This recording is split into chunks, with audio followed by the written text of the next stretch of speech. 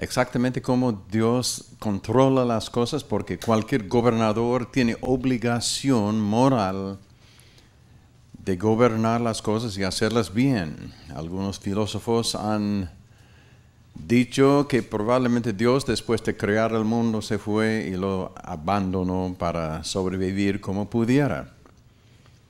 Pero entendemos que el carácter de Dios no concuerda con esto, que Dios es gobernador, pero contrario a lo que dicen algunos teólogos, Dios no ejerce un gobierno detallista hasta todo detalle. Él controla muchas cosas, pero también, si Él controlara toda cosa 100%, entonces tú y yo no tenemos manera para ejercer nuestras decisiones, tomar nuestras decisiones y hacer nuestras cosas. Por lo tanto, Dios reservó una parte para que tú y yo también podamos escoger. Por supuesto, esto es arriesgado porque de pronto yo decido de escoger contrario a la razón, contrario a Dios, contrario a mi vecino. Entonces, pero este es el riesgo que Dios decidió tomar. A pesar de esto, sin embargo, Dios tiene su gobierno que está marchando y es importante entender cómo la cosa funciona. Y luego podemos ajustar nuestras vidas a estas modalidades de cómo el gobierno está. Usted recuerda que la primera noche nosotros pintamos aquí que hay un reino. Favor que me baje el sonido un poquito, muchachos. Que hay un reino. Y este reino encierra el control de Dios en el mundo físico, el mundo animal y en el mundo del hombre. Así. Y recuerdan que dijimos que Dios controla el mundo físico con leyes físicas. Por ejemplo, si suelto esta tiza, este marcador, se cae. Es la ley de la gravedad. Y esto no puede decir no quiero caer, tiene que caer así porque estas leyes son automáticas. Y luego el mundo animal, la misma cosa con leyes animales, pero el hombre, Dios también nos dio leyes. ¿Cómo se llamaban las leyes? Los 10 mandamientos, las leyes morales. Entonces, estas leyes son buenas, las debo de guardar, son inteligentes, pero yo también puedo rebelar contra esas leyes. Porque ahí entra entonces el libre albedrío del hombre. Entonces la segunda noche nosotros miramos más acerca de estas leyes morales o los 10 mandamientos. Esta fue la segunda charla, porque hoy día muchos dicen, bueno, los 10 mandamientos son muy arbitrarios y son muy anticuados y eran para Moisés, y Moisés tiene barba larga y esto no corresponde a nosotros hoy. Pero nos dimos cuenta que las leyes morales se aplican perfectamente a nuestra realidad hoy. Son buenas leyes y las debemos de guardar, pero algunos que no quieren guardarlas buscan excusas, dicen, bueno, no son guardables o que son anticuadas, arbitrarias y muchas otras cosas. Luego la tercera noche, ¿qué estudiamos? El amor, que fue la otra cara de la moneda. Por un lado se tiene la ley, pero luego el amor, porque la ley en sí es un poquito seco a veces, o difícil guardar la ley a menos que amas. Entonces, en el gobierno de Dios, Dios nos enseñó sobre el amor y luego Cristo vino para modelarnos el amor, que entendiéramos qué fue el amor. ¿El amor es una emoción? ¿Qué es? No es una emoción. ¿Qué es? Es un compromiso para el bienestar máximo de la gente. Hay cierto malentendido sobre lo que es el amor hoy. Por eso recuerdo que les conté el caso de en California, este hippie mató a esta señorita y luego cuando lo agarraron le llevaron delante del juez. ¿Por qué mataste, joven, a esta señorita? Dice, porque yo la amaba tanto.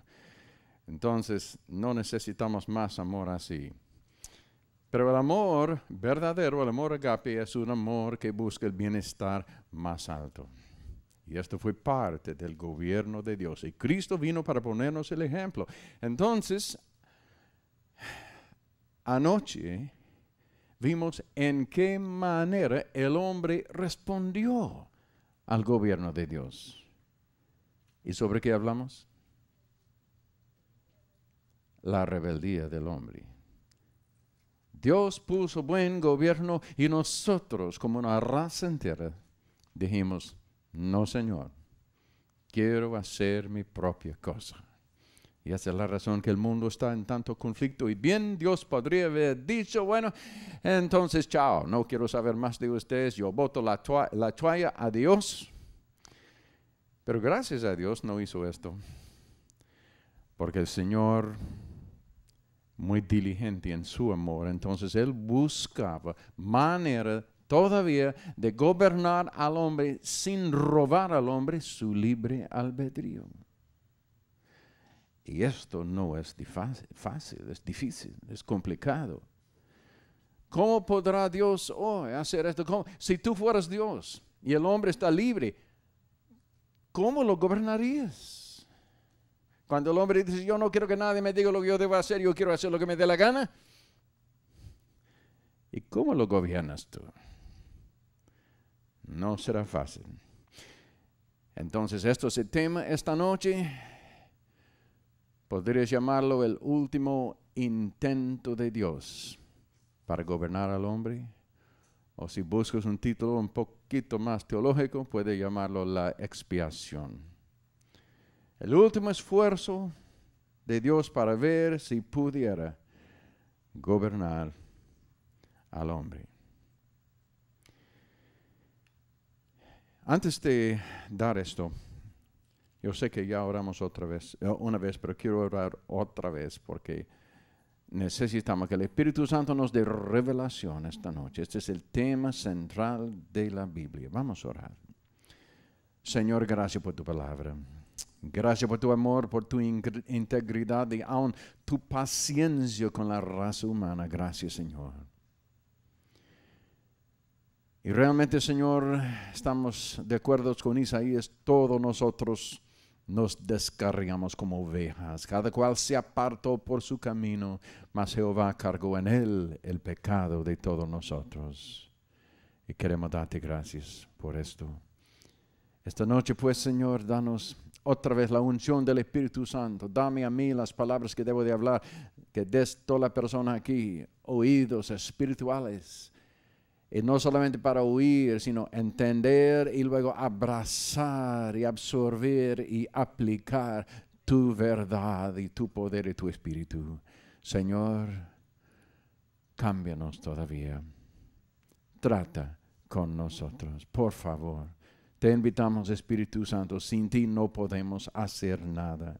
Gracias por lo que vas a hacer. En el nombre de Cristo Jesús, oramos. Amén. Amén. Vamos a abrir nuestras Biblias a Isaías capítulo 53. Isaías 53. Este pasaje es un pasaje favorito de muchas personas. Es hermoso y además tiene un sentido tan importante en la redención del hombre. ¿Quién ha creído en nuestro anuncio y sobre quién se ha manifestado el brazo de Jehová? Subirá cual renuevo delante de él y como raíz de tierra seca.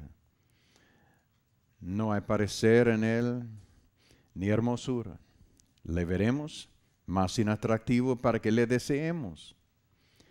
Despreciado y desechado entre los hombres, varón de dolores, experimentado en quebranto. Y como que escondimos de él el rostro, fue menospreciado y no lo estimamos.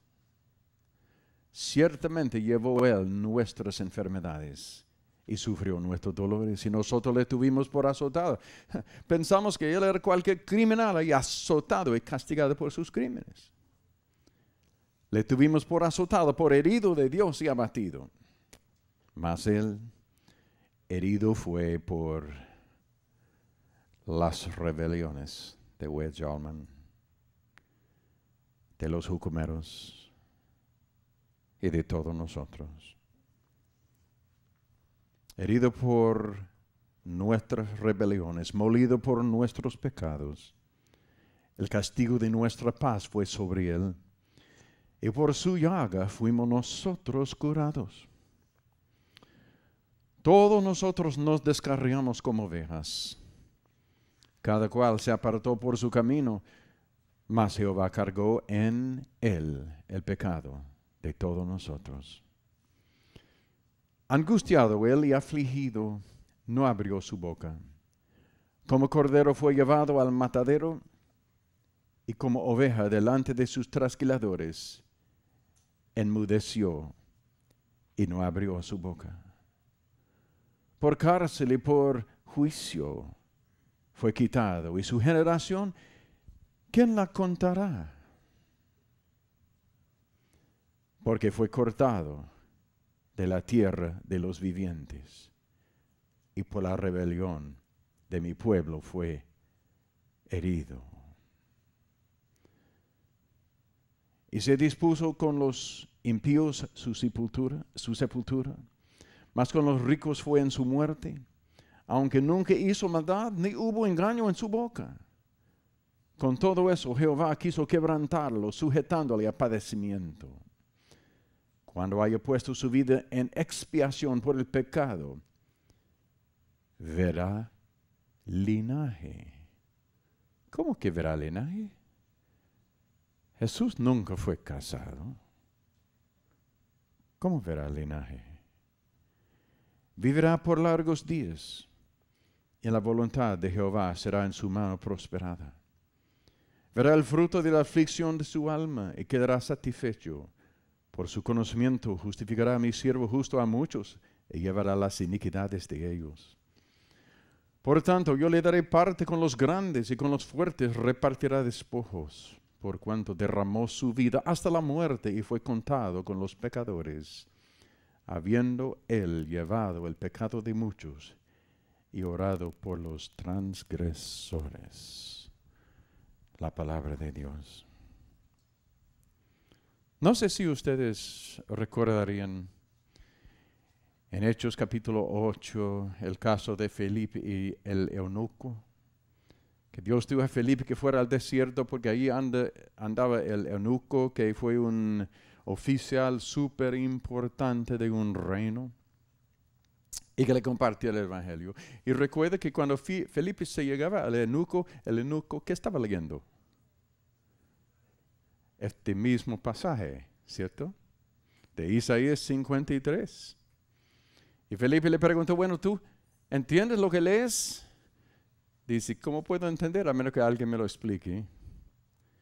¿Tú quieres que yo suba en el carro para explicarte? Sí. Entonces Felipe subió. Y dice que en ese momento justamente él estaba leyendo allí por ahí, versículo 8, donde dice, por cárcel y por juicio fue quitado, y su generación, ¿quién la contará? Porque fue cortado de la tierra de los vivientes y por la rebelión de mi pueblo fue herido. Y usted recuerda que el eunuco preguntó a Felipe, por favor, Señor, dígame, ¿el profeta aquí está hablando de sí mismo o de otra persona? Claro, el eunuco tiene esa pregunta. Porque en versículo 8 dice,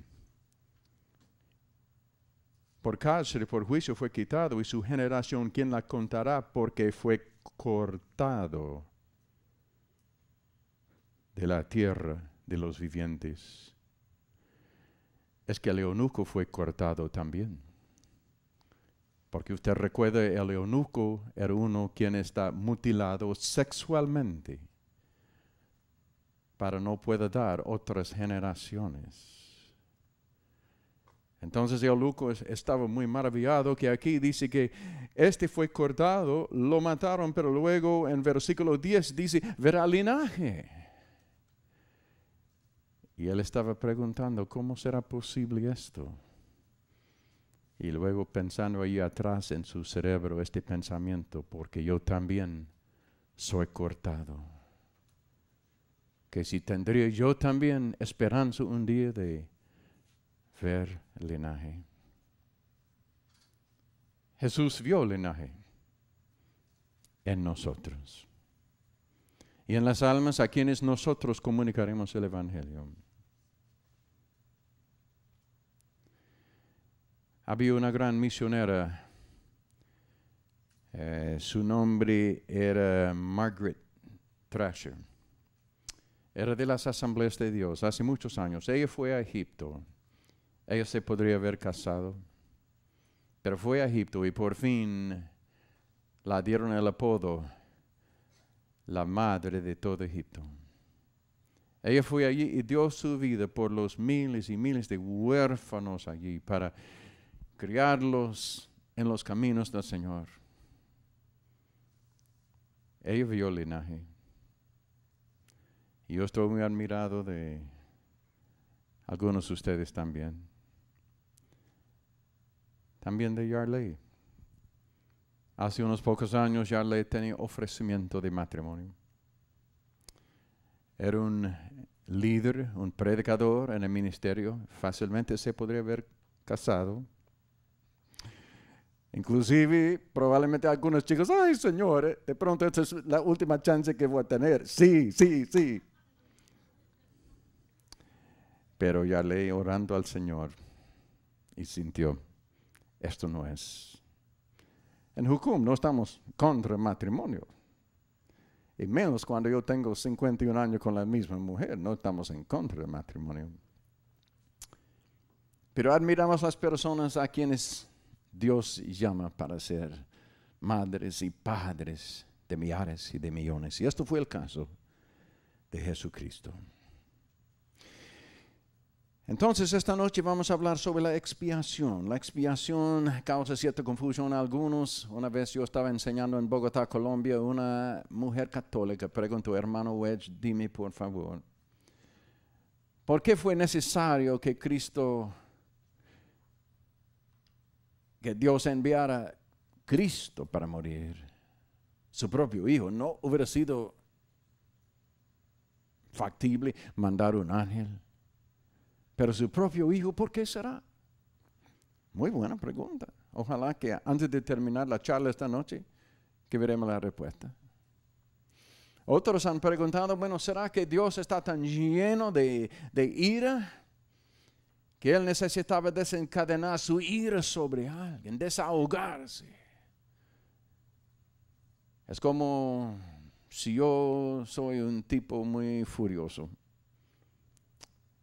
Y con mi pobre mujer, y con mi familia, con mis hijos. Y mis hijos cometen una barbaridad que parece, saben exactamente cómo hacer eso, mis hijos.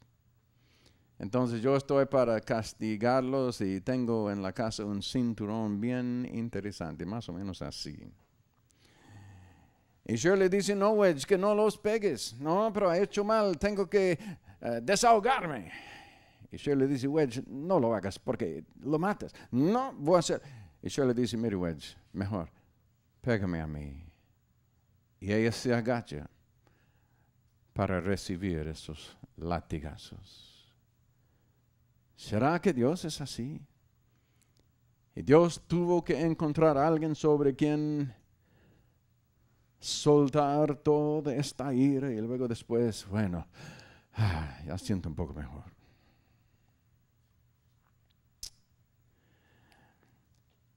Ahora, en tratar con el hombre y reconciliar el hombre con su Creador, había problemas por ambos lados, problemas del hombre y problemas de Dios para reconciliar los dos. Yo recuerdo que cuando yo era pastor, y por supuesto era muy joven y no sabía mucho, pero es buena manera de aprender las cosas. Y yo recuerdo que a veces a mi oficina traían un matrimonio y aquí están.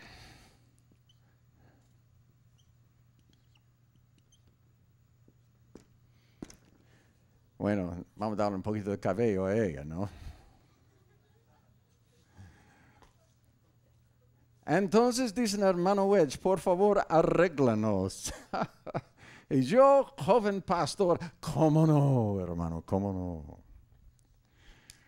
Pero yo rápidamente descubrí que después de hablarles como una hora y media, no escuchaba ni nada de lo que yo les decía. Porque parece cuando las dos personas, las dos cabezas están en direcciones opuestas, es sumamente difícil cambiarlas y hacerlos entenderse.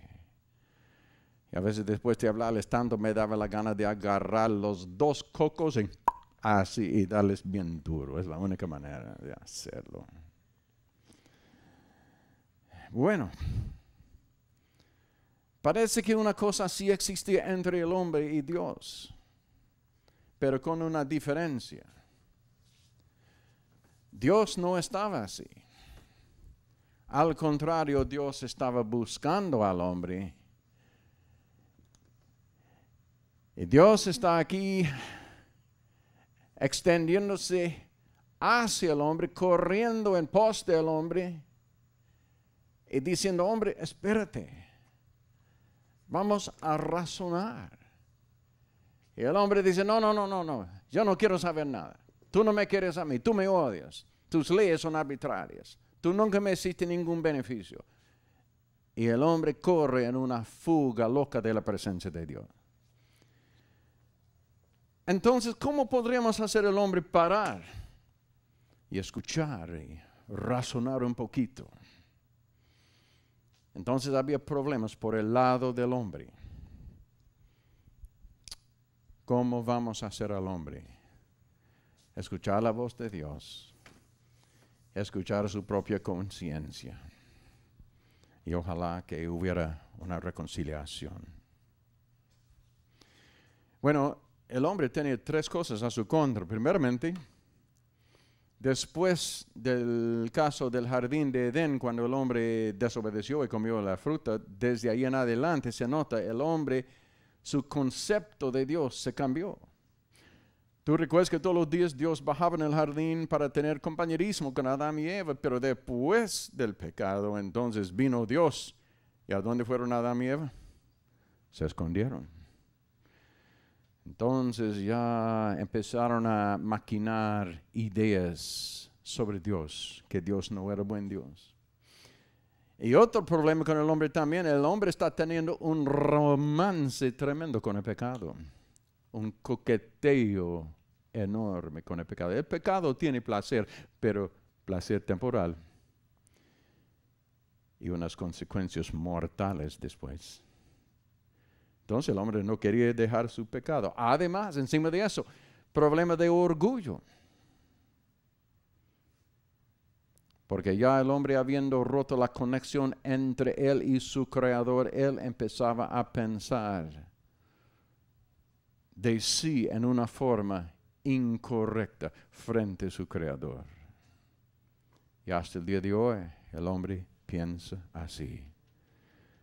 Entonces, por favor, ¿cuál sería la bomba atómica para cambiar al hombre, para que él entendiera que necesita a su creador, que debe clamar a su creador, que el creador no está mal, que el hombre está mal? Bueno, entonces Jesucristo vino al mundo. Y cuando vino, hizo tres cosas claves para ver si fuera posible cambiar la mentalidad del hombre. Y voy a ponerlos en el pizarrón más o menos. En el esfuerzo de resolver los problemas en la cabeza del hombre. La primera cosa que la venida de Cristo logró era hacer al hombre ver que el hombre era culpable. Era culpable. Y vamos a poner en paréntesis, no patético. O en otras palabras, no pobrecito yo. El hombre tenía culpa. Esta separación entre Dios y el hombre no fue culpa de Dios. Fue culpa del hombre, aunque el hombre no quería admitirlo. El hombre tenía esta idea. Bueno, Dios me dio estas leyes y estas normas.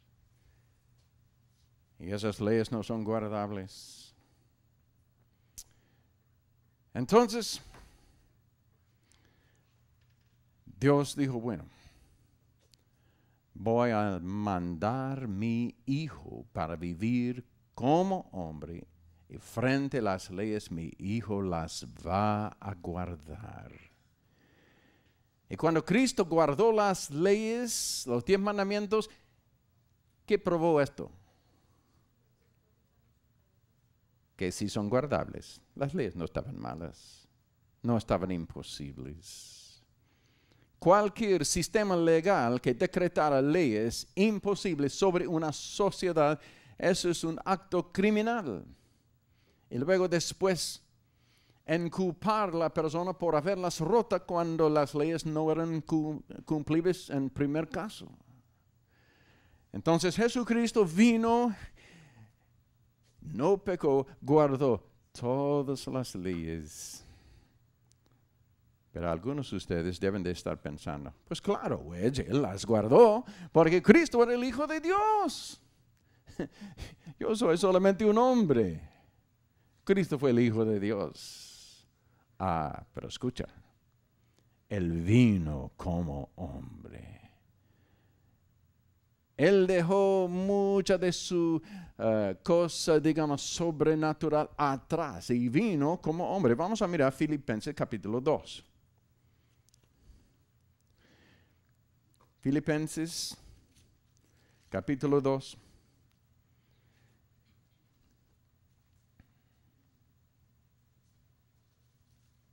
Desde versículo 5.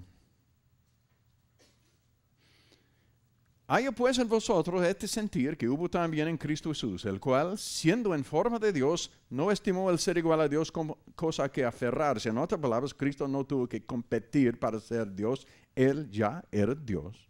7. Sino que se despojó a sí mismo. Hermano, Él se despojó de todos sus atributos, por decirlo así, mágicos, para venir aquí como hombre y soportar el calor de la tentación que todo ser humano tiene que soportar. Versículo 7 dice que se despojó a sí mismo tomando forma de siervo hecho semejante a los hombres. Y estando en la condición de hombre, se humilló a sí mismo, haciéndose obediente hasta la muerte y muerte de cruz. Entonces Cristo vino como hombre. Hebreos, capítulo 2.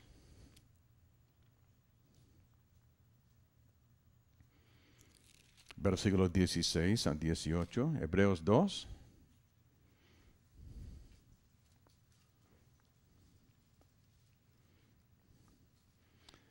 Versículo 16. Porque ciertamente no socorrió a los ángeles, sino que socorrió a la descendencia de Abraham. Por lo cual debía ser en todo, Cristo debía ser en todo semejante a sus hermanos para venir a ser misericordioso y fiel sumo sacerdote en lo que a Dios se refiere para expiar los pecados del pueblo. Él vino como hombre para sentir cómo es ser como hombre. 18. Pues en cuanto él mismo padeció siendo tentado, es poderoso para socorrer a los que son tentados. Uno dice, bueno, sí, fue tentado, pero fue hijo de Dios. No importa, tentado quiere decir tentado. Y la palabra tentado no tiene sentido a menos que implique que la persona está totalmente habilitado para tragarse la tentación y para caer en la cosa. Cristo tenía esa posibilidad. Y luego un versículo más. Mientras que estamos en Hebreos capítulo 4, versículo 15. 4, 15 de Hebreos.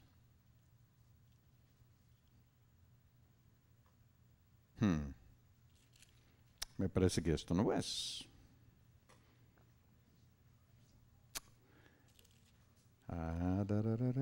Claro, aquí está.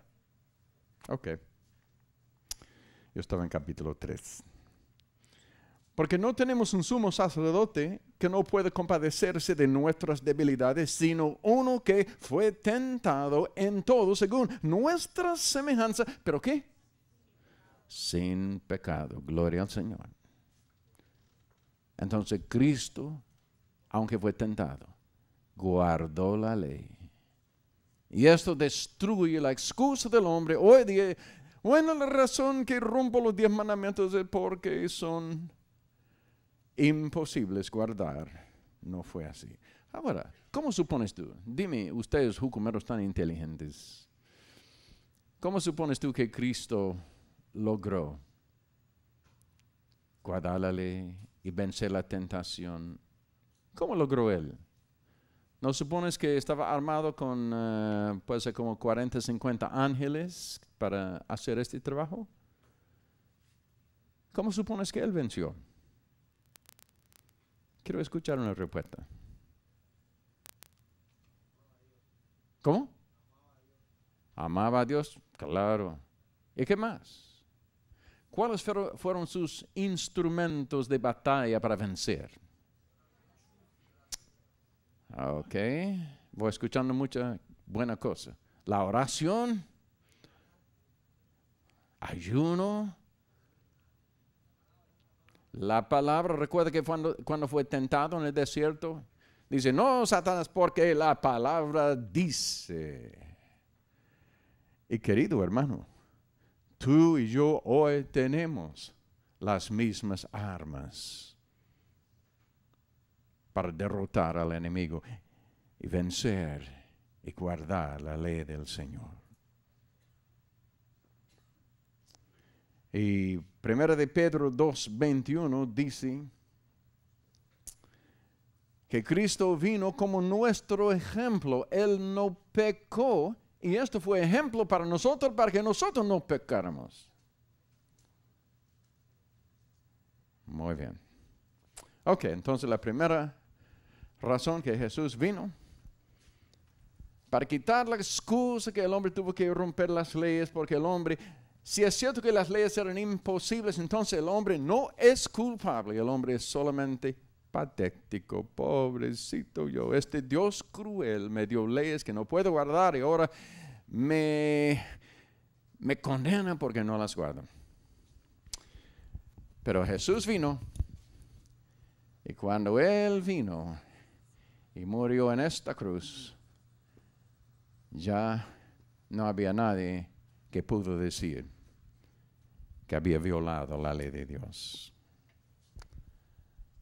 Ok, la segunda razón de por qué vino para arreglar este problema era para mostrar al hombre las consecuencias del pecado. El pecado tiene consecuencias.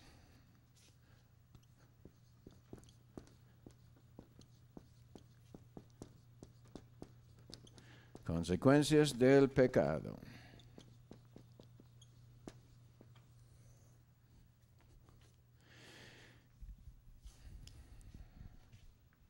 Aún en el Antiguo Testamento, Dios buscaba manera de mostrar a los israelitas, el pecado es mortal, no lo hagas. Y fue costumbre de los hijitos israelitas para convencerlos de la consecuencia del pecado, que tenían un corderito allí, como su mascota. Y vamos a suponer que tú fueras ese hijito y tú tienes tu mascotita de unos, y tal vez tú tienes unos, puede ser 10 años de edad. Y tu animalito, tu gran amigo en ese animal. Pero un día viene papá del trabajo y parece que papá está bien serio. Y antes de entrar en la casa, toma tu corderito y le conecta un lazo y amarra el lazo a un poste. Tú dices, ¿por qué hizo papá esto a mi cordero? Y luego esa noche en la mesa de la cena todo el mundo está serio. Y tú te preguntas, ¿será que mamá y papá pelearon? ¿Por qué todo el mundo tan serio? Lo que tú no entiendes es que mañana es el gran día de expiación para los pecados de la nación y de la familia. Mañana toda la familia, ustedes iban a ir al templo para expiar los pecados. Y tú no sabías mucho de lo que se trata, pero tú eres parte de la familia. Entonces, bien temprano, tus papás te levantan. Y luego van en rumbo al templo, pero antes de partir de la casa, tu papá va donde el cordero y desata ese cordón.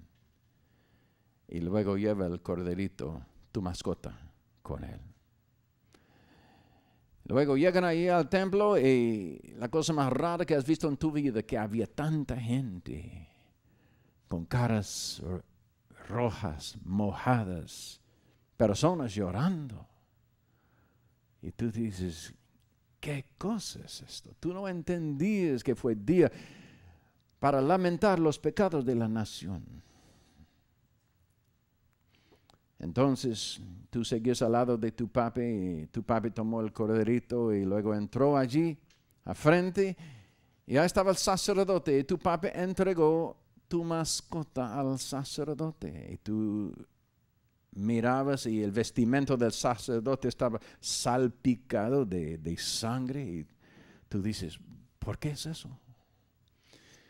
Luego el sacerdote tomó ese animalito y levantó su cara así y con un cuchillo le cortó en esta forma. Y salió chorros de sangre. Y tú, muchacho de 10 años de edad, tú estabas totalmente deshecho. Mi mascota lo mataron. ¿Por qué lo mataron? No ha hecho ningún mal. Lo mataron. Después de este ritual judío, entonces regresaron a la casa. Pero tú todavía estabas llorando. Y esta noche, cuando tú colocaste tu cara sobre la almohada en tu cama, tu papi entró en el cuarto y te explicó, mi hijo, esto fue necesario por los pecados de nuestra familia, porque hemos roto las leyes de Jehová. Y fue necesario para expiar estos pecados. Dios estaba poniendo un mensaje permanente en tu memoria. La consecuencia del pecado es muerte. Y mi querido joven, y mi querido adulto, y señor, y anciano, el mismo mensaje es para nosotros. Si rompemos las leyes de Dios, ahora yo no me refiero a las leyes, a las ordenanzas y estas cosas porque ya están reemplazadas por las leyes civiles de hoy, pero yo me refiero a los 10 mandamientos. Siempre están en pie estos 10 mandamientos. Y si los rompemos, hay consecuencia. En el Antiguo Testamento había una enfermedad que se decía que era símbolo del pecado, de romper las leyes. ¿Cómo se llamaba la enfermedad? La lepra, ¿no? Y la lepra era una cosa que empieza en una forma parece tan insignificante. Y dicen que empieza por ejemplo, la punta de un dedo vuelve blanco, bueno, nada muy serio, y luego vuelve un poco rojo. Luego después de esto parece una infección y luego una llaga allí y por fin el asunto ya está bien serio hasta que por fin coma todo el brazo o toda la persona. Y el pecado es así. Algunos de ustedes bien saben, usted o algún joven que usted conoce, en su adolescencia tienen sus pecados. Bueno, mamá y papá, ellos no pueden detectar eso, solamente lo voy a esconder y allí nadie lo va a ver. Pero usted sabe, la cosa sigue comiendo y por fin es imposible ocultar la cosa. Mi esposa y yo hemos estado en las Islas Filipinas también ministrando. Me hablaron de un cierto señor negociante en las Islas Filipinas, un hombre rico. Tenía un negocio de hacer hielos, una gran fábrica de hielos. Bastante rico. De repente el hombre descubrió que tenía una infección allí y luego mirando la cosa fue al doctor y resultó que fue la lepra.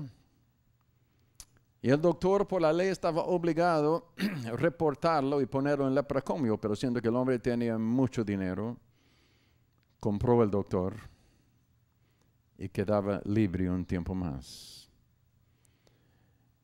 Pero por fin la cosa ya estaba tan seria, no era posible ocultarlo más. Y tuvieron que ponerlo en lepracomio. Con sus millonadas él logró construirse una mansión en el lepracomio, pero se murió en 3 meses. ¿De qué se murió? ¿La lepra? No, la soledad. El pecado te separa de Dios, de tus amigos, de tus padres, de la iglesia, y por fin hasta te separa de ti mismo. Y la consecuencia permanente de la lepra del pecado es eternamente separarte de tu Creador. Te aseguro que Dios no quiere esto. Pero esta es la consecuencia del pecado, de romper las leyes de Dios. Recuerda que anoche vimos en 1 de Juan, capítulo 3, la definición para el pecado es romper los mandamientos. Y sus consecuencias son fatales. Y luego, la consecuencia última es el infierno mismo. El infierno. Algunos me han preguntado, Wedge, ¿dónde estará el infierno? No sé decirle. Algunos piensan que posiblemente es un planeta al rincón del universo esta noche, rosado, ardiendo. Otros han pensado que posiblemente está en el centro de este globo, porque saben que los arqueólogos que van perforando con sus taladros grandes y después de bajar un poco de millas por la superficie de la Tierra hay un calor intenso. No sabemos, pero una cosa sí sé. Dios no quiere que nadie vaya allí. Es totalmente contrario a la voluntad de Dios y la Biblia lo dice claramente. Dios no quiere. Pero es la consecuencia del pecado. Y no es para el hombre. La Biblia dice en el principio el infierno fue hecho para el diablo y sus ángeles. Y luego en otra escritura dice que el infierno sea engrandecido.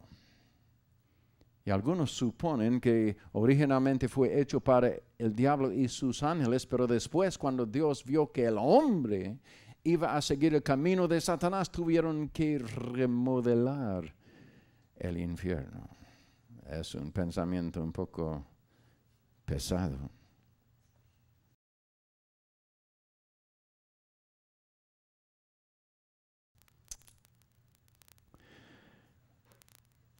Entonces, hace 2000 años, Jesucristo vino. Y a través de estos dos palos sobre los cuales Él colgaba, dio el mensaje a todo el mundo. Esto es la consecuencia del pecado, la muerte. El alma que pecare, esa morirá. Y luego, una razón más por qué vino Jesús, para tratar de cambiar la mentalidad del hombre, para penetrar esta cabeza tan dura del hombre. Una tercera cosa.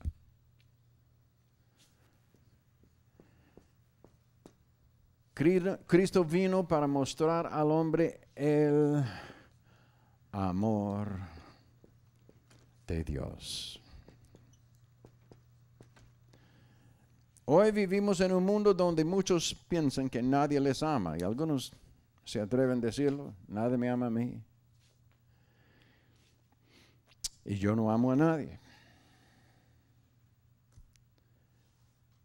Pero cuando vino Jesús, esto transmitió un mensaje bastante claro. Cristo vino por el amor. De tal manera que amó Dios al mundo, que ha dado su Hijo unigénito. Cristo vino por el amor. Nadie podría dar más que su propia vida. Cristo dio su propia vida por el amor. Esto no fue un juego, esto fue serio. San Juan 1:18 dice que Cristo puso a Dios en exhibición. No fue solo que Cristo nos amaba, sino también Dios nos amaba. Me gusta el versículo en Romanos 2:4, porque dice: su bondad nos lleva al arrepentimiento. Su bondad es como su amor. En otras palabras, si el hombre realmente comprendiera que Dios sí le ama, esto causaría a algunos arrepentirse. Su bondad nos lleva al arrepentimiento.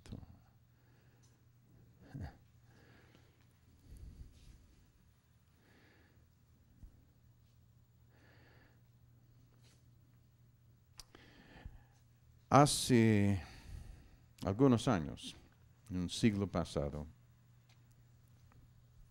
había un problema político entre Francia y Alemania.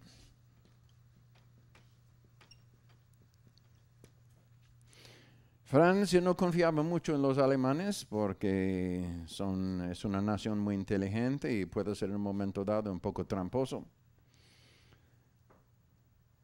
Entonces, Francia decía: no, de pronto un día vienen los alemanes para consumirnos aquí. Entonces construyeron una línea entre los dos países. Los franceses construyeron la línea, y esta línea fue una línea de armamentos de una artillería superpoderosa, y todos estos cañones estaban apuntados hacia Alemania. Y decían: ok, ahora si estos alemanes vienen a acabarnos, pues tenemos gran sorpresa para ellos. Les vamos a hacer chicharrón con estos cañones. Pero los alemanes no son tan tontos tampoco. Esta línea se llama, ¿recuerda el nombre? La línea Maginot, ¿no? Maginot. Era 100 y pico millas de largo. Entonces los alemanes, en vez de venir enfrente a estos cañones, hicieron una cosa más inteligente. Ellos pasaron por acá al sur y rodearon esta línea de armamentos y los atacó atrás. Desafortunadamente, estas instalaciones militares tan impresionantes tenían un chiquititito defecto. ¿Recuerda lo que fue? Todos los cañones estaban sentados en cimiento y no podían girar. Entonces, viniendo de atrás, ¡pum!, los agarraron manos abajo y los conquistaron. En otras palabras, ellos no vinieron a atacar a Francia donde Francia pensaba que iba a atacar. Dios hizo algo parecido. El hombre dice, este Dios me odia. Y Dios quiere castigarme. Pero no me importa. Yo le voy a decir a Dios quién soy yo. Y Dios, yo te odio. Y no te escucho y no te quiero, te odio, Dios. Y el hombre esperando el ataque de Dios, que te voy a mandar al infierno. El hombre dice, mira, mándame al infierno y allí mismo te voy a blasfemar. Desde el infierno lo voy a hacer. No. Entonces Dios no atacó al hombre así. Dios dice, yo voy a venir por otro lado, voy a venir por acá y en vez de odiarlo, en vez de ser agresivo con él, lo voy a amar. Y no hay defensa contra el amor. Entonces la persona dice, tú me vas a enviar al infierno. Dios dice, no, yo te amo. No, tú no me amas a mí. No. Tú piensas que yo soy Juanito, yo soy Carlos. Dios dice, yo sé cómo te amas, pero yo te amo. Tú no me amas a mí. Te amo. ¿Cómo tú me amas a mí? ¿Tú no recuerdas todas las cosas que yo he dicho contra ti y la manera que yo he vivido mi vida y yo he lastimado a tantas personas? ¿Y tú me amas? Sí, te amo a ti. ¿Por qué tú me amas? Porque te amo. ¿Tú me amas a mí? Sí. Y si ese amor no hace al hombre arrepentirse, Dios no tiene arma más poderosa. Tal vez esta es la razón que el infierno no es para 1000 años, sino para siempre. Porque si el amor de Dios no te hace arrepentirte de tu orgullo, yo dudo que 1000 años en el infierno te va a cambiar. Entonces el infierno es para siempre.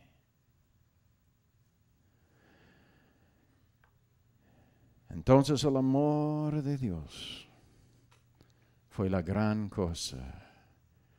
Cuando Cristo vino a la tierra, Él cumplió estas 3 cosas para ver si fuera posible cambiar la mente del hombre y hacer al hombre reconocer que Dios no lo odiaba, Dios lo amaba.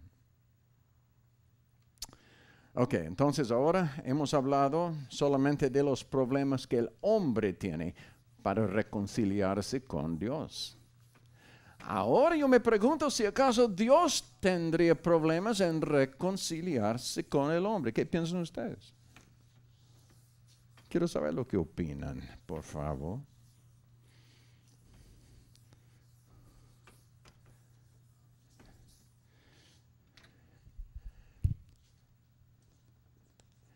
¿Tendrá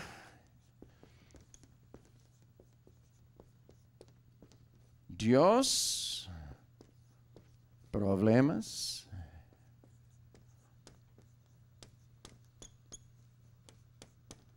en reconciliarse con el hombre? ¿Qué opinan? ¿Qué opinan? Pues me parece que no opinan nada. ¿Cuántos están aquí esta noche? Déjame ver la mano. Bueno. Entonces, ¿cuántos no saben? ¿Y a cuántos no le importa? No levante la mano. Ok, entonces contesto mi propia pregunta. Dios también tiene problemas en reconciliarse con el hombre, pero no es lo que tú piensas que es. Su problema no es venganza. Si Dios fuera vengativo, entonces un hombre viene y dice, Dios, yo quiero arrepentirme, yo quiero ser salvo, por favor, Señor, que me salves. Y Dios dice, oh, de veras. Tú me quieres decir por 35 años tú has vivido como se te daba la gana, ahora de un día al otro, ¿te quieres convertir en un santo? Dice Dios. Creo que lo que yo voy a hacer es colgarte sobre el infierno por 1000 años mientras que lo voy pensando. Venganza. Jóvenes, Dios no es así. Gracias al Señor. Esto no es el problema que Él tiene, porque Dios es bueno y Dios es limpio. Entonces, vamos a mirar algunos puntos de vista aquí, porque los teólogos tienen algunas ideas. Yo voy a dejar que tú decidas cuál es la idea correcta y bíblica. Algunos dicen, bueno, el problema que Dios tiene en reconciliarse conmigo es que yo tengo déficit en mi cuenta. No estoy hablando de tu cuenta bancaria, por favor. En mi cuenta de méritos, pues yo he cometido mucho pecado. Y yo tengo un terrible déficit allí que está en rojo. Entonces la razón que Cristo vino era para hacer transferencia de algunos de sus créditos de mérito a mi cuenta que está en rojo. Bueno, suena interesante. Porque dicen que Cristo vivía una vida tan perfecta que se les sobraba puntos de mérito. Entonces, bueno, tú andas ahí pecando, Cristo dice, pero yo te amo. Entonces, mire, te voy a pasar 1000 puntos de mi cuenta y ahora ya estás en paz. Arreglado. Esta cosa teológicamente se llama supererogación. Supererogación es una palabra que se usa en muchos juzgados. Y básicamente lo que quiere decir es que uno cubre la deuda de otra persona. Supererogación. No tiene que recordar este nombre. Tengo problemas con esa teoría. Primeramente quiero decir que Cristo no tenía puntos de mérito extra para transferirte a ti algunos.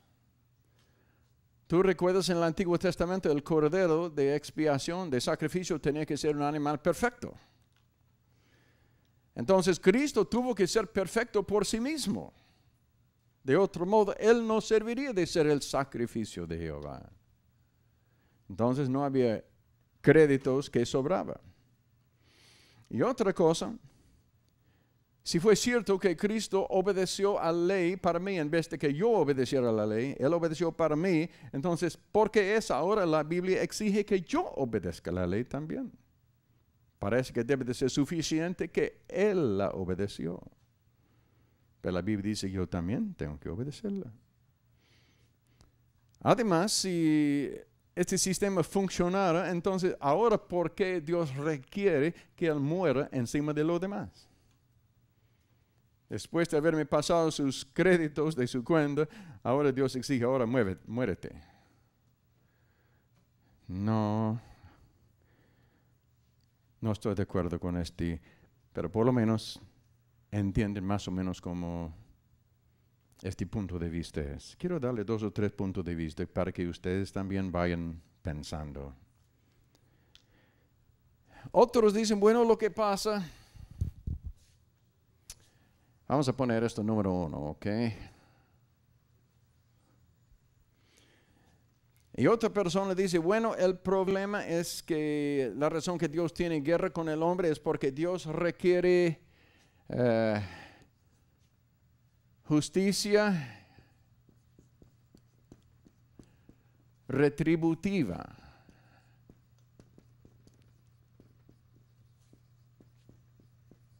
No te asustes por esa terrible palabra retributiva. Lo que quiere decir es justicia exacta. Ojo por ojo, diente por diente. En otras palabras, tú recibes lo que mereces. Si pecaste mucho, entonces mucho castigo. Si pecaste poco, poco castigo. Tú recibirás lo que tú mereces. Y eso es lo que quiere decir justicia estricta. Ahora, hay diferentes teorías de justicia estricta, pero uno es lo que se llama el pago exacto. Pago exacto. ¿Qué es eso? Bueno, quiere decir que cuando Cristo murió en la cruz, Él murió las horas y los minutos y los segundos necesarios para pagar por todos los pecados del mundo. O sea que Dios sumó en su calculadora celestial todos los pecados pasados y todos los del futuro, porque según de ellos, toda persona que peca en el futuro, también Dios tiene todo esto predestinado, y entonces Dios va sumando la suma de todo el mundo de sus pecados por toda la historia del hombre. Y luego permitió a Cristo sufrir en la cruz los minutos y las horas necesarias para pagar esto. Es justicia estricta. Bueno, con esta idea quedamos con esta filosofía. Cristo pagó. Pues ¿a quién pagó? ¿Y para quién pagó? Bueno, pagó por mí. Ok, entonces, pero ¿a quién pagó? ¿Será que pagó al diablo? No debía nada al diablo. No. No. Ellos dicen, Él pagó al Padre. Que el Padre, Dios Padre, dijo más o menos en esta forma, mira, págame o esta persona va a ir al infierno. Págame.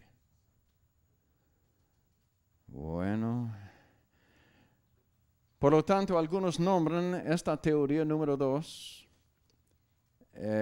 la teoría comercial. Es comercio, es un pago. Yo metí la pata, Cristo pagó por mí, ahora todo está arreglado porque Él pagó, entonces comercio. Y hay muchos que creen esto. Pero yo tengo un pequeño problema con eso. Me parece que Dios es el malo que necesita ser pagado. Como una niñita de escuela dominical dijo una vez, yo amo a Cristo, pero no me gusta Dios. Porque Dios es aquel que está diciendo, págame. Tiene que ser pagado.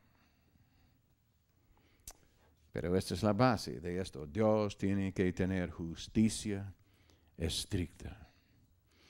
Pero 1 de Juan 2:2 dice que Cristo es la propiciación por los pecados de todo el mundo. Entonces, si esto es el caso, y es pago exacto, quiere decir que todos van a ser salvos. Entonces ellos dicen, pues no todos van a ser salvos. Entonces desarrollaron otra teoría.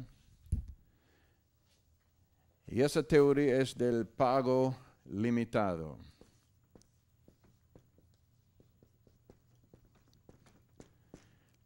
Cristo no murió para todos, solamente murió para los elegidos, los predestinados, nada más. Para ellos murió. Entonces, por supuesto, esto se basa totalmente sobre la predestinación. Dios sabe quiénes son los que Él predestinó para ser salvos y los que predestinó para ser perdidos. Entonces, los que están predestinados a ser perdidos, Dios no se preocupa de esos. Pero los que sí predestinados a ser salvos, entonces Dios mandó a Cristo para sufrir por ellos.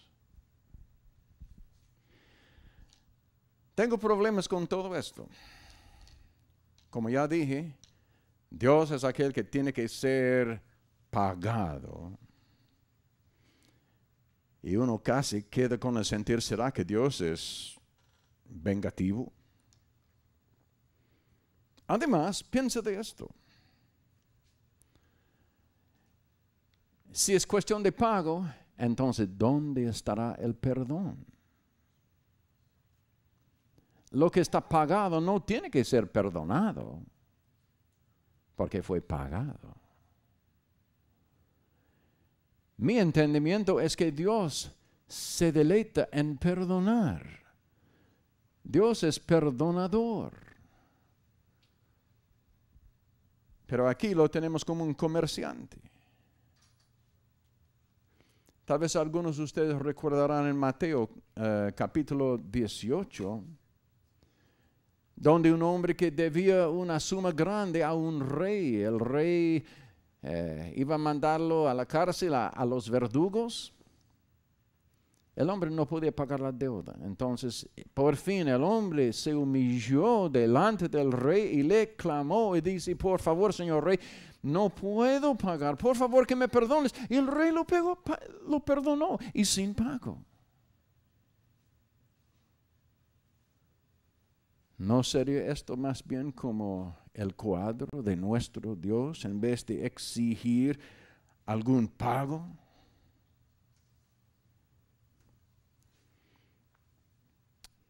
Y siendo que esta teoría implica la predestinación absoluta, yo siempre tengo problema. Porque si yo tuviera 2 hijos y decido, bueno, uno de estos hijos va a ser mi heredero y el otro lo voy a matar. Entonces un día llamo al primero hijo, he decidido que tú recibirás toda mi herencia. Y luego llamo al otro hijo, sígueme al sótano de la casa, donde tenemos el aparato de la calefacción de la casa. Me sigue allí, yo abro la puerta y arrojo el hijo adentro de ese horno de calefacción. ¿Sabe lo que van a hacer conmigo? A la silla eléctrica en los Estados Unidos. Pero Dios lo hizo y está bien, porque Él lo hizo. ¿Cómo es que Dios me daría a mí un sentir de justicia y rectitud y luego Él mismo va violando lo que a mí me parece justo? ¿Cómo es que Dios decidiría Él mismo, aparte de cualquier decisión de la persona, voy a condenar a una eternidad en el lago de fuego? ¡Wow!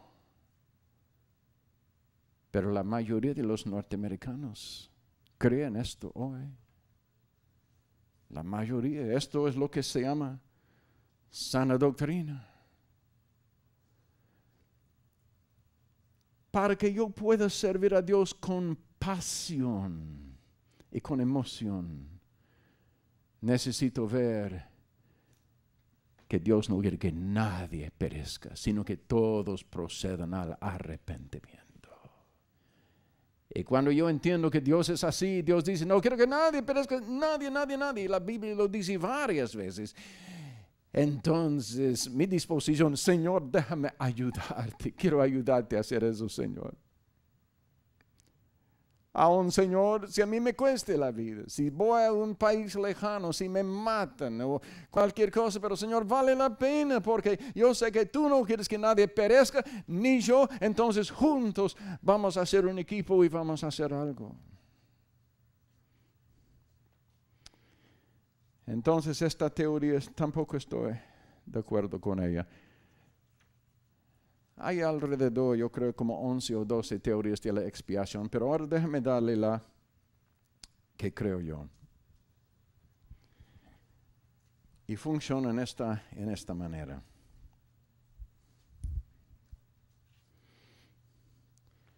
Algunos dicen, bueno, el problema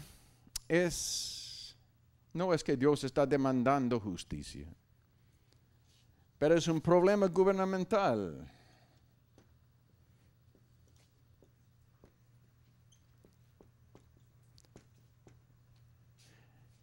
Problema gubernamental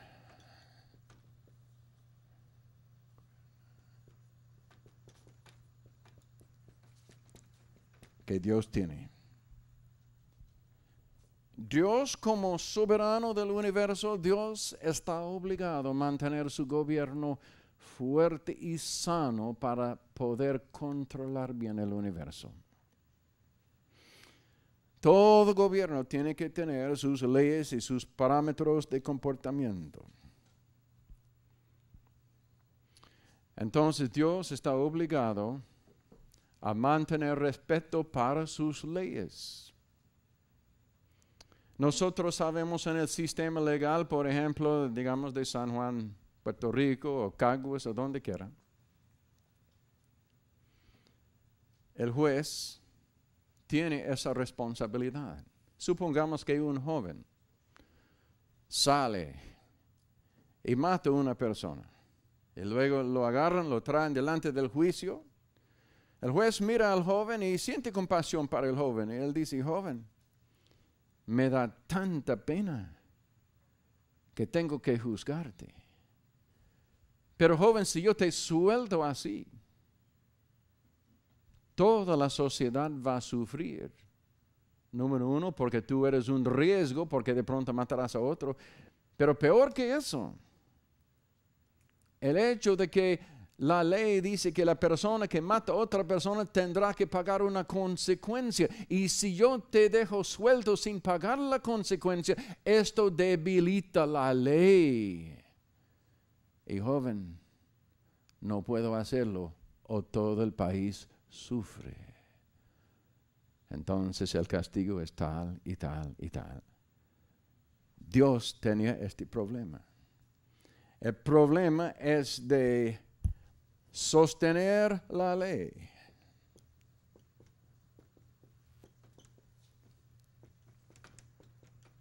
Sostener la ley moral o los 10 mandamientos. ¿Cómo poder mostrar misericordia, pero al mismo tiempo sostener la ley? Y la palabra para esto es, te voy a dar la palabra teológica si quiere, se llama la justicia pública. La justicia pública. Si uno no pone los castigos necesarios, entonces la justicia pública sufre. Ahora, en la Escritura yo no encuentro ninguna base para decir que Dios es buscando venganza, es vengativo. ¿Usted recuerda en el caso de Nínive, cuando Dios perdonó a Nínive? No había ningún pago por los pecados de Nínive, pero cuando Dios vio que había arrepentimiento, los perdonó sin pago. En Ezequiel 18, Dios dice que Él no tiene placer en la muerte del impío. Cristo en San Lucas capítulo 7, cuando perdonó a la mujer pecadora, no había ningún pago por ella. Entonces Dios quiere perdonar. Punto. Pero para hacerlo sin dañar su gobierno, Él tendrá que encontrar un sustituto para prender importancia para la ley, mientras que muestra misericordia al ofensor. Entonces, teológicamente, yo no digo Cristo pagó todo. Ahora a veces cuando estoy testificando un alma lo digo porque es un sentido donde fácilmente se puede comprender sin ser tan teológico, pero literalmente no es correcto. Cristo no pagó, no fue comercio, sino Cristo fue sustituto. Él tomó mi lugar en la cruz. Yo debería haber estado en la cruz. Yo debería haber ido al infierno. Entonces Cristo fue sustituto para mí. Este es el mensaje de la Biblia. ¿Cuántos recuerdan que en Daniel capítulo 6, que algunos enemigos de Daniel estaban muy molestos porque Daniel oraba, recuerda, todos los días al Señor?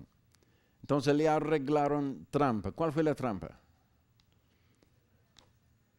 Bueno, llegaron y dijeron, mire, señor rey, que nadie debe orar a nadie, sino a ti, porque tú eres el Dios de aquí. Entonces, por favor, señor rey, que decrete una ley que dice que cualquier que ore a otro Dios, al foso de los leones. Bueno, Daniel era buen jucumero, tenía su arqueta todos los días.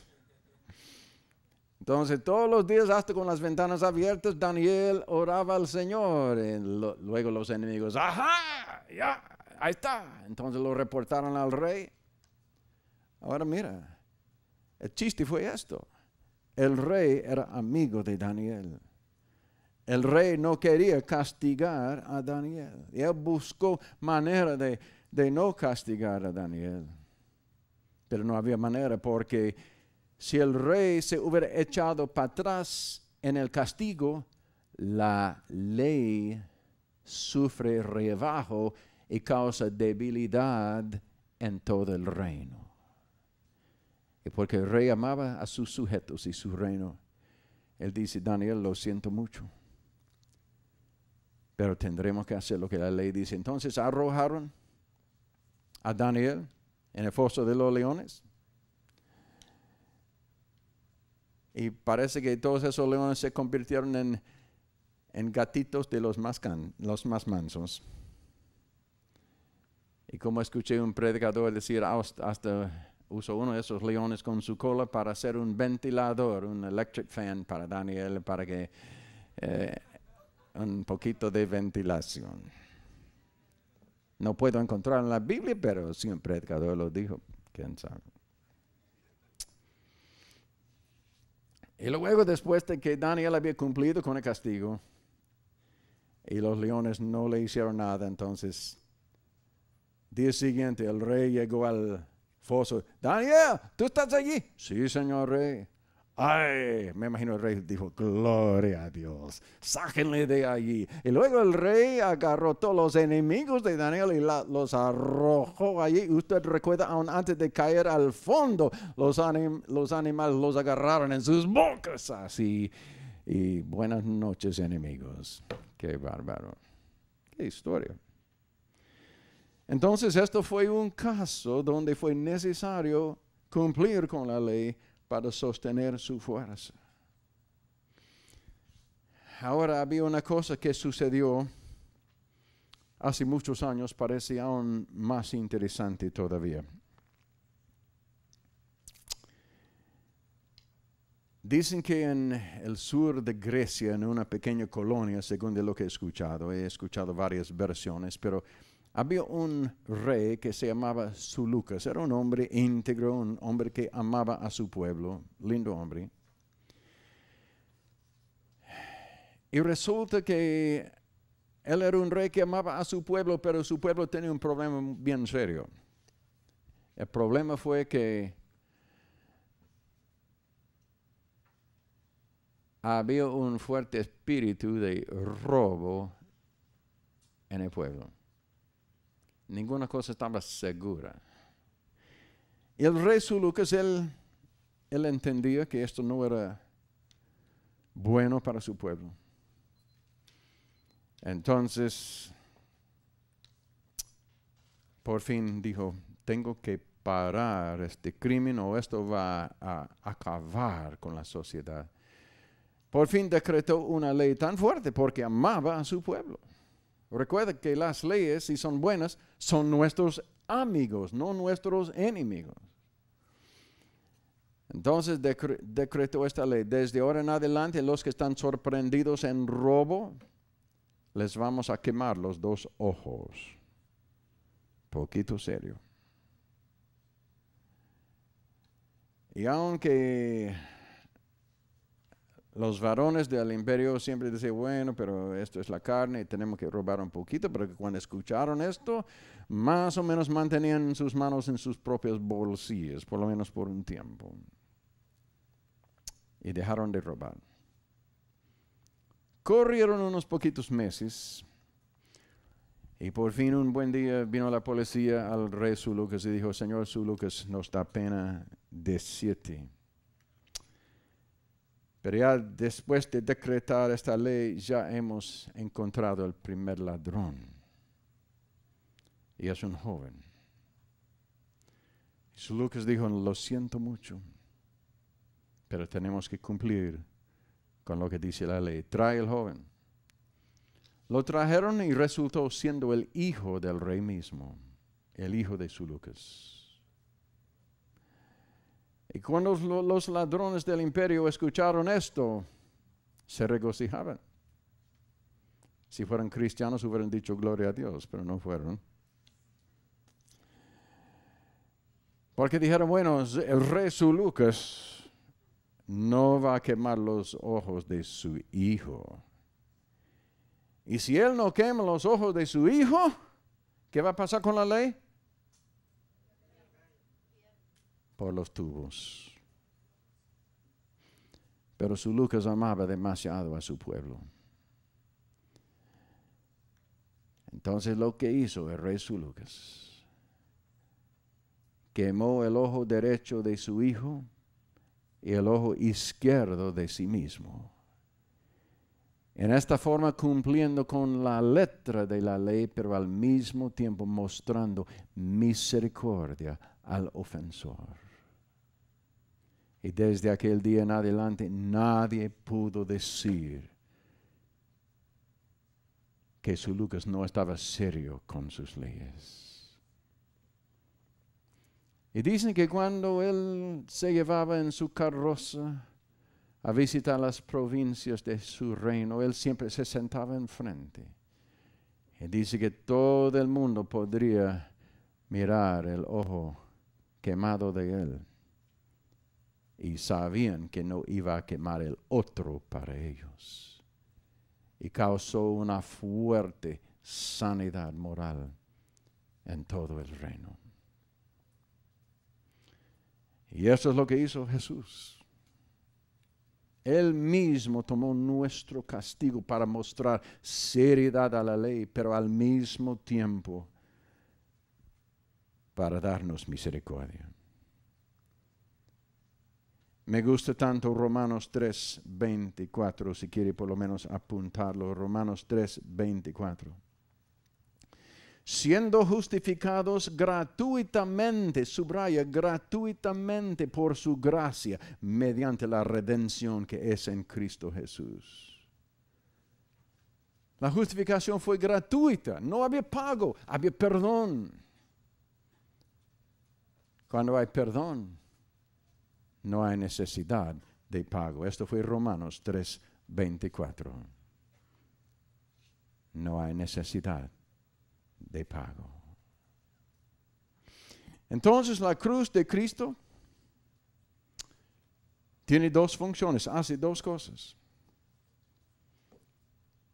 Primero, motiva al hombre a parar y reflexionar y posiblemente cambiar. Motiva al hombre a reconocer que Dios lo ama y que es